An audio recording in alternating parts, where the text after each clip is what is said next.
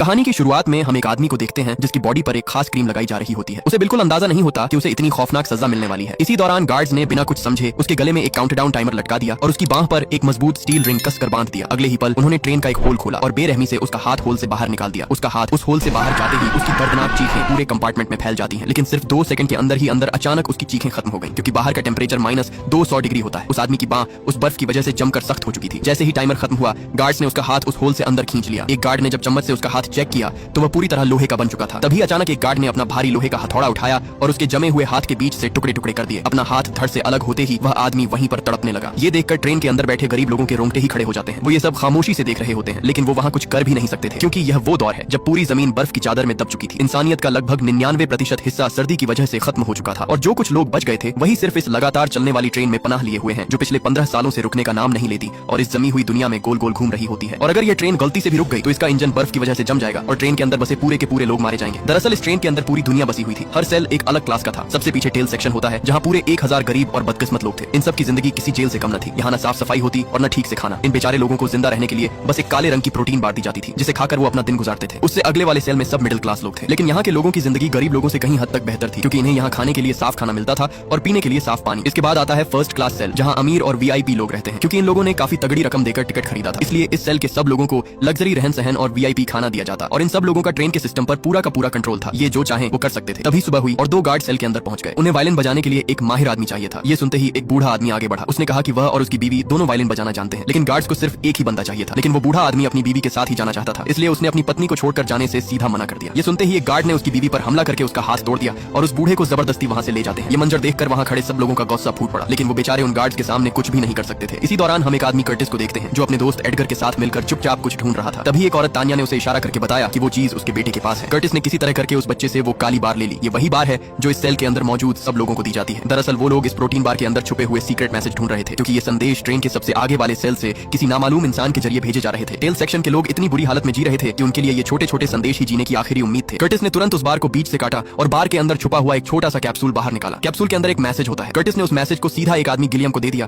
क्योंकि Gilliam tail section का सबसे पुराना और समझदार इंसान था। इस बार जो मैसेज आया था उसमें सिर्फ और सिर्फ एक नाम नामगुंग मिन्सू लिखा हुआ था और शायद ये नाम ही उनकी किस्मत बदलने वाला था। नामगुंग मिन्सू वो आदमी जिसने खुद इस ट्रेन के सिक्योरिटी सिस्टम्स डिजाइन किए थे, लेकिन उसकी बदकिस्मती की अब यहाँ की पुलिस ने उसे ही ट्रेन के जेल सेक्शन में कैद कर रखा है। यहाँ अब कर्टिस गिलियम के साथ मिलकर एक प्लान बनाता है कि अगर हमें यहाँ से आजादी चाहिए तो हमें किसी भी तरह करके नामगुंग को जेल से बाहर निकालना होगा, क्योंकि वही एक आखिरी रास्ता है। हम उसकी मदद से एक एक करके ट्रेन के सारे दरवाजे खोलते हुए सीधा इंजन तक पहुंच जाएंगे। अगर इंजन उनके कंट्रोल में आ गया तो सिर्फ ट्रेन ही नहीं बल्कि वो सब इस ट्रेन को अपने काबू में करके सीधे फर्स्ट सेल के अंदर जा सकते थे। लेकिन आज सब कुछ बदलने वाला था। उसी रात सेल के अंदर एक औरत मैसन आती है। इस बार उनकी डिमांड और भी ज्यादा खौफनाक थी। उन्हें एक बच्चा चाहिए था। उस औरत ने आते ही सब बच्चों की हाइट मापना शुरू कर दी। ये देखते ही तानिया अपने बेटे को अपने पीछे छुपा लेती है, लेकिन तभी मैसन उसे देख लेती है और सारे गार्ड जबरदस्ती उस बच्चे को खींचकर वहां से ले जाते हैं। ये बच्चा वो लोग क्यों लेकर गए ये हमें आगे जाकर पता चलेगा। जैसे ही एंड्रू ने उसे जाते हुए देखा, उसका गुस्सा फूट पड़ा। उसने सब गार्ड्स पर हमला करके उस मेसन के सर पर अपना जोरदार जूता दे मारा, लेकिन मेसन बिना कुछ कहे उस बच्चे को लेकर वहां से चली जाती है। कुछ ही देर बाद सब गार्ड्स वापस आकर एंड्रू को अपने साथ ले जाते हैं, क्योंकि अब उसकी सजा का समय आ चुका था। ये वही सजा थी जो हमने कहानी की शुरुआत में देखी थी। एंड्रू का हाथ जैसे ही ट्रेन से बाहर गया, ठीक 2 मिनट के अंदर ही अंदर उसका हाथ तड़पती हुई बर्फ ने लोहे की तरह जमा दिया। गार्ड्स ने बिना किसी रहम के एक हथौड़ा उठाया और उसके हाथ को लकड़ी की तरह बीच से तोड़ दिया। हाथ के टुकड़े होते ही एंड्रू दर्द से चीखने लगा, लेकिन अब भी यह सजा नहीं थी, ये सिर्फ एक वार्निंग थी। तभी वहाँ एक औरत जो इस ट्रेन की मिनिस्टर थी, हाथ में पकड़ा हुआ वही जूता लेकर आती है जो एंड्रू ने उस मेसन को मारा था। उसने आते ही सबसे कहा, इंसान की पहचान उसके जूते से होती है और जूता पैरों में ही जचता है, सर पर नहीं। अपनी औकात हमेशा याद रखना, और आज के बाद जिसने भी जूता उठाने की कोशिश की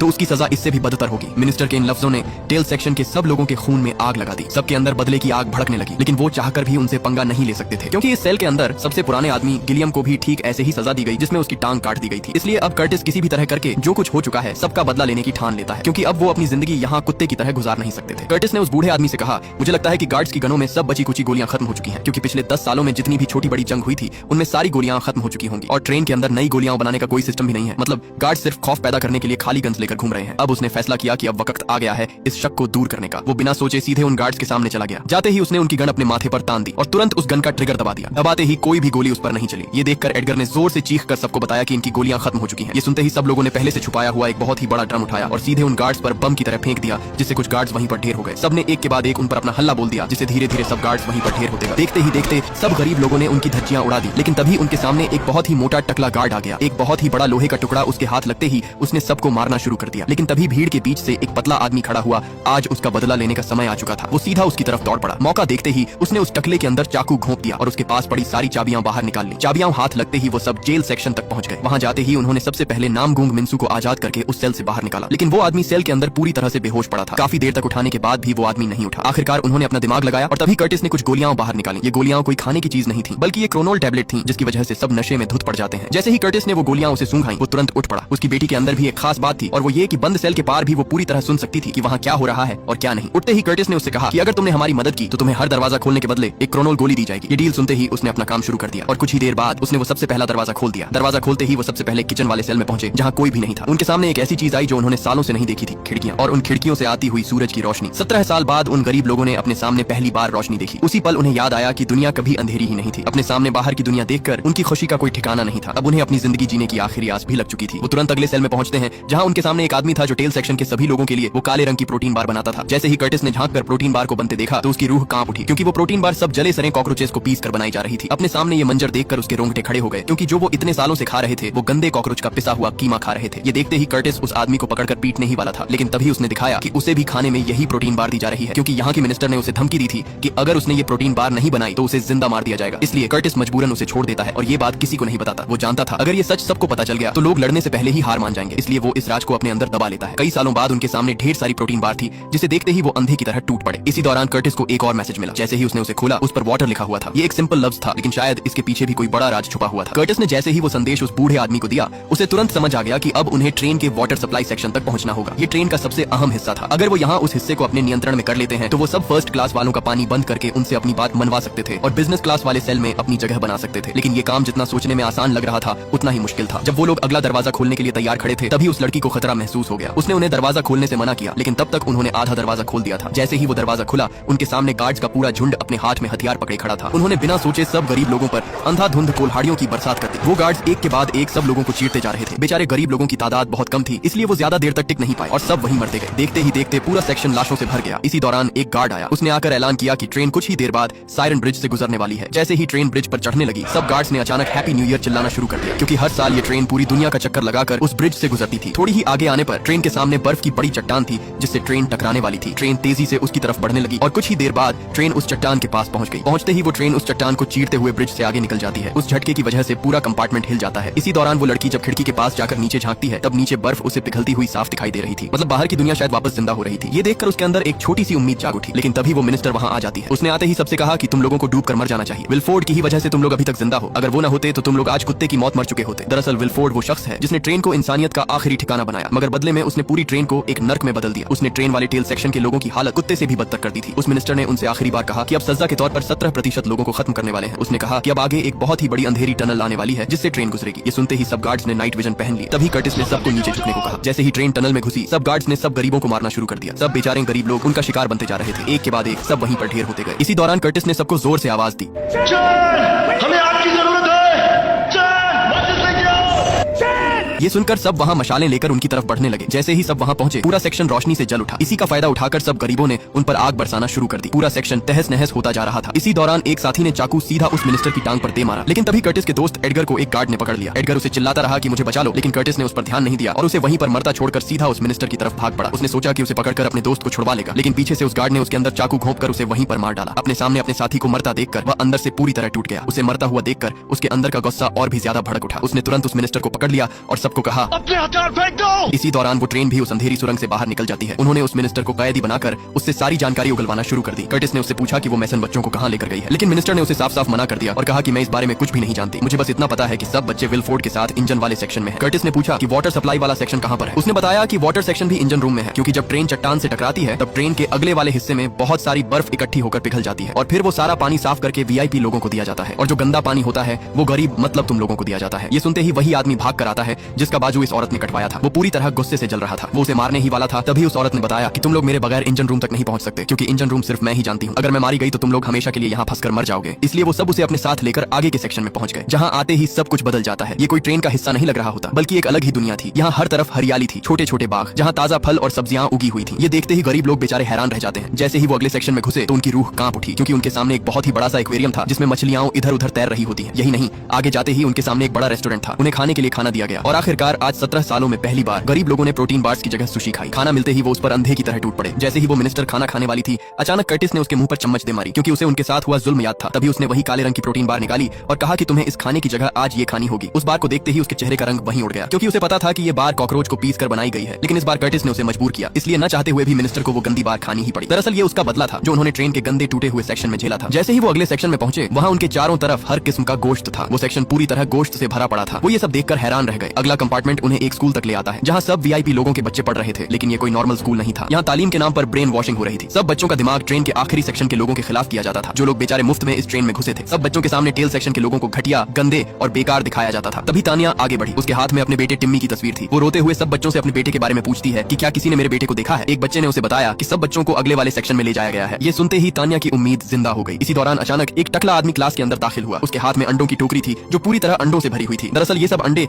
नए साल की खुशी में बांटे जा रहे थे। वो टकला सब अंडे बारी बारी सब लोगों को बांट रहा था। टेल सेक्शन के लोग ये देखकर हैरान रह जाते हैं, क्योंकि आज से 17 साल पहले उन्होंने अंडे का नाम तक नहीं सुना था। ये अंडे उन्होंने आज पहली बार देखे, क्योंकि ये सब बेचारे 17 साल से ट्रेन के टूटे फूटे सेक्शन में रह रहकर तकरीबन खत्म ही हो चुके थे। वो टकला सब लोगों को अंडे देता जा रहा था, लेकिन उन्हें क्या पता कि ये उसकी बहुत बड़ी चाल है। अगले ही पल अचानक उस टकले ने टोकरी के अंदर हाथ डाला और अपनी मशीन गन बाहर निकाली। गन निकालते ही उसने सब गरीब लोगों को मारना शुरू कर दिया। इसी दौरान क्लास की टीचर ने भी अपनी गन निकाली और सबको भूनना शुरू कर दिया। एक ही सेकंड में पूरा क्लासरूम लाशों के ढेर से भर गया। इस बीच गोली सीधा उसी आदमी को जा लगी जिसका बाजू काटा गया था। तभी सब गार्ड्स भी अंदर आ घुसे। इधर वो टीचर भी सबको मारती जा रही थी, लेकिन तभी मौके पर एक साथी ने चाकू सीधा उसकी गर्दन में दे मारा, जिससे वो वहीं पर मारी जाती है। जैसे ही कर्टिस ने मुड़कर कैमरे की तरफ देखा, तो वहाँ गार्ड्स का लीडर उसी बूढ़े आदमी गिलियम को पकड़े हुए था। उसने अगले ही पल उस बूढ़े आदमी को वहीं पर गोली से भून दिया। ये देखते ही उसका गुस्सा अंदर से फूट पड़ा। उसने तुरंत मशीन गन उठाई और बिना सोचे उस मिनिस्टर का काम वहीं पर तमाम कर दिया। अब वहाँ सिर्फ 3 लोग, कर्टिस, नामगूंग और योना ही बचे थे। और अब वो सीधे आगे इंजन रूम की तरफ बढ़ते हैं। वो आगे आगे सीधे अगले सेक्शन में घुसते जा रहे थे, जहाँ उनके सामने अस्पताल, दर्जी, ब्यूटी पार्लर सब कुछ भरा पड़ा था। जैसे ये ट्रेन नहीं बल्कि एक चलता फिरता लग्जरी शहर हो। एक कंपार्टमेंट में सब अमीर लोग पार्टी में धुत पड़े थे। कर्टिस अपने साथियों के साथ आगे बढ़ ही रहा था। तभी ट्रेन की दूसरी तरफ से गार्ड्स का लीडर उन पर अंधाधुंध फायर करने लगा। आगे से कर्टिस ने भी फायर किया, लेकिन उसका फायर बेकार था, क्योंकि उसकी गन छोटी होने की वजह से वो गोलियां ज्यादा दूर तक नहीं जा पा रही थी। जैसे ही वो आगे बढ़े, सामने से वही गार्ड्स आकर उन पर अंधाधुंध फायर कर डालते हैं। इस अफरा तफरी के बीच गार्ड लीडर ने कर्टिस को काबू कर लिया और मौका देखते ही उसे चाकू घोंपने ही वाला था। अचानक एडगर ने अपना हाथ आगे कर लिया, जिससे उसकी जान बच गई। लेकिन किसी तरह करके उस गार्ड ने उसे पकड़ लिया